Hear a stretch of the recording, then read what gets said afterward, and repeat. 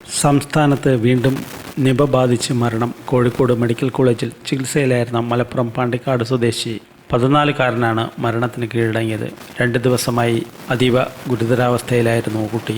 Nipah protocol പ്രകാരമായിരിക്കും കുട്ടിയുടെ സംസ്കാരം നടക്കുകയെന്ന് ആരോഗ്യമന്ത്രി വീണ ജോർജ് വ്യക്തമാക്കി. കുട്ടിയുമായി സമ്പർക്കമുള്ള 64 പേരാണ് ഹൈറിസ്ക് പട്ടികയിലുള്ളത്. ഐസൊലേഷനിൽ തുടരുന്ന ഇവരിൽ 4 പേർക്ക് നിപയാണെന്ന് സംശയമുണ്ട്.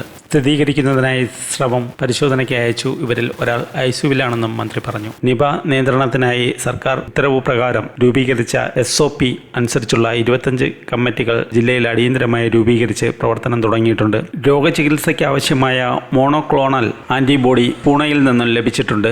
മറ്റു മരുന്നുകളും മാസ്ക്, PPE കിറ്റ്, പരിശോധന കിറ്റുകൾ തുടങ്ങിയവ എത്തിക്കുന്നതിനായി KMSCL-ന് നിർദ്ദേശം നൽകിയിട്ടുണ്ട്. മഞ്ചേരി മെഡിക്കൽ കോളേജിൽ 30 ഐസൊലേഷൻ റൂമുകൾ ഇതിനായി സജ്ജീകരിച്ചിട്ടുണ്ട്. 6 ബെഡുള്ള ICUവും ഇവിടെ സജ്ജീകരിച്ചിട്ടുണ്ട്. രോഗിയുമായി സമ്പർക്കമുണ്ടായ എല്ലാവരെയും നിരീക്ഷണത്തിലാക്കിയിട്ടുണ്ട്. 3 കിലോമീറ്റർ ചുറ്റളവിൽ നിരീക്ഷണ നടപടികൾ കർശനമാക്കും. നിപ രോഗബാധയുടെ പശ്ചാത്തലത്തിൽ പൊതുജനങ്ങൾക്ക് മാസ്ക് ധരിക്കണമെന്ന് ആരോഗ്യമന്ത്രി അറിയിച്ചു. രോഗം സ്ഥിരീകരിച്ച പാണ്ടിക്കാടിന്റെ 3 കിലോമീറ്റർ ചുറ്റളവിൽ നിയന്ത്രണങ്ങൾ ഏർപ്പെടുത്തും. ഭയപ്പെടേണ്ട സാഹചര്യമില്ലെന്നും ജാഗ്രത വേണമെന്നും മന്ത്രി പറഞ്ഞു. നിപ സ്ഥിരീകരിച്ചതിനെ തുടർന്ന് മലപ്പുറത്തെ ആരോഗ്യവകുപ്പ് കൺട്രോൾ സെൽ തുറന്നു. മലപ്പുറം PWD റെസ്റ്റ് ഹൗസിൽ 24 മണിക്കൂർ പ്രവർത്തിക്കുന്ന കൺട്രോൾ സെല്ലാണ് തുറന്നത്. 048327321010 ആണ് കൺട്രോൾ റൂം നമ്പർ. മന്ത്രി ജില്ലയിൽ ക്യാമ്പ് ചെയ്ത് സ്ഥിതിഗതികൾ വിലയിരുത്തുന്നുണ്ട്.